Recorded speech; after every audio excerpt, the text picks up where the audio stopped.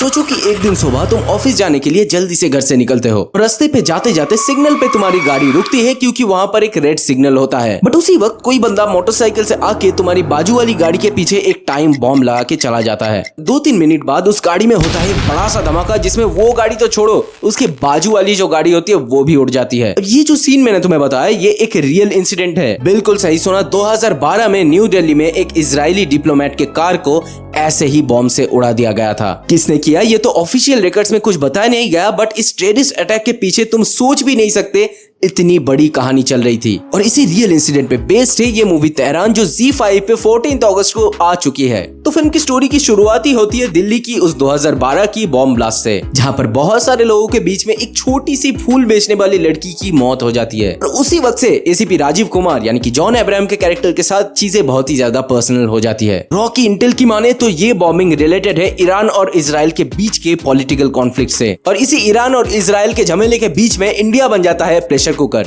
और इसका safety valve खोल सकते हैं ओनली एसीपी राजीव कुमार यानी कि जॉन अब्राहम के कैरेक्टर। अब इसी का बदला लेने जॉन अब्राहम एक अनऑफिशियल टीम बना के चले जाते हैं तेहरान, जहां पर घुसना जितना आसान है वहां से निकलना उतना ही ज्यादा मुश्किल। और इंडिया चाहकर भी इन दोनों देश में से किसी पे भी हमला नहीं कर सकता, क्योंकि इनमें से एक हमें सप्लाई करता है टेक से और दूसरा हमें सप्लाई करता है ऑयल से। तो जो भी करना है वो सीक्रेटली करना पड़ेगा, और अगर मिशन के वक्त भूल से भी पकड़े गए तो तुम्हारा देश तुम्हें नहीं जानता। हर एक मोमेंट पे जान का खतरा बना रहता है, किसी के साथ कुछ भी हो सकता है। इसका बेस्ट पार्ट यही है कि इंडियन स्पाई एजेंट्स या फिर रॉ एजेंट्स पे बहुत सारी मूवीज बनती है, बट वहां पर उनको जिस तरह से प्रेजेंट किया जाता है वो बहुत ज्यादा बॉलीवुडिश और ओवर द टॉप होता है। तो क्योंकि ये फिल्म भी देशभक्ति के ऊपर ही थी और ये 14 अगस्त को रिलीज होने वाली थी, तो मुझे पहले ही लगा था कि ये कुछ सत्यमेव जयते टाइप्स मूवी तो नहीं होगी। बट टर्न्स आउट ये मूवी उससे कंप्लीटली डिफरेंट है। और अगर कंपेयर ही करना है तो हाल ही में रिलीज हुई वॉर 2 से भी अगर कंपेयर करें तो वहां पर भी रॉ एजेंट्स को दिखाया गया है और यहाँ पर भी रॉ एजेंट्स को ही दिखाया गया है, बट दोनों में जमीन आसमान का फर्क है।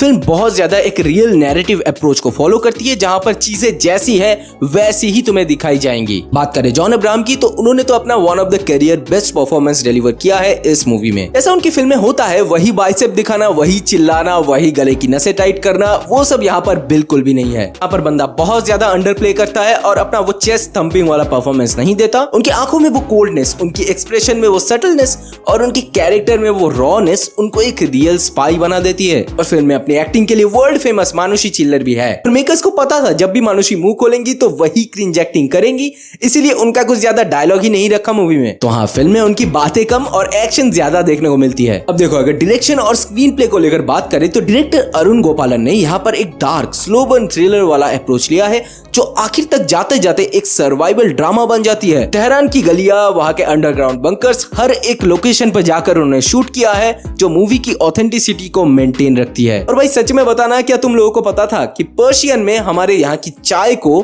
चाय ही बोलते हैं, और हम जो समोसा खाते हैं वो भी उन लोगों का ही दिया हुआ है। भाई मुझे तो ये फैक्ट्स मूवी देखने से पहले पता ही नहीं था। मूवी की पेसिंग बहुत ज्यादा अप डाउन होती है, कहीं कहीं पर मूवी बहुत ज्यादा स्ट्रेच तुम्हें फील होगी और कहीं कहीं पर बहुत ज्यादा चीजी और पेसी एक्शन सीन्स भी रखे गए हैं। और कुछ जगह तो ऐसे भी है जहां पर पूरे पूरे डायलॉग्स चल रहे हैं और वो भी ईरानियन में। No Hindi, no English, only Iranian. तो वहां पर तुम्हें सबटाइटल्स का सहारा तो लेना ही होगा। बट अगर तुम्हें इन सब चीजों से कोई फर्क नहीं पड़ता, तुम एक real life spy thriller espionage film देखना चाहते हो, तो डेफिनेटली जाकर इस फिल्म को एंजॉय कर सकते हो। तो क्या तुमने तेहरान मूवी ऑलरेडी देख ली है? ये हमें कमेंट्स में जरूर बताना। तुम्हारी फेवरेट जॉन अब्राहम की फिल्म कौन सी है? ये भी हमें कमेंट्स में जरूर बताना। वॉर 2 और कूली का रिव्यू चैनल पे आ चुका है, उसे भी जरूर चेकआउट करना। और जो मैं हर बार बोलते हुए भी नहीं थकता हूँ, चैनल पे अगर नए हो तो वीडियो को लाइक और चैनल को सब्सक्राइब जरूर कर लेना। तब तक के लिए हम मिलेंगे आपसे अगली वीडियो में। जय हिंद।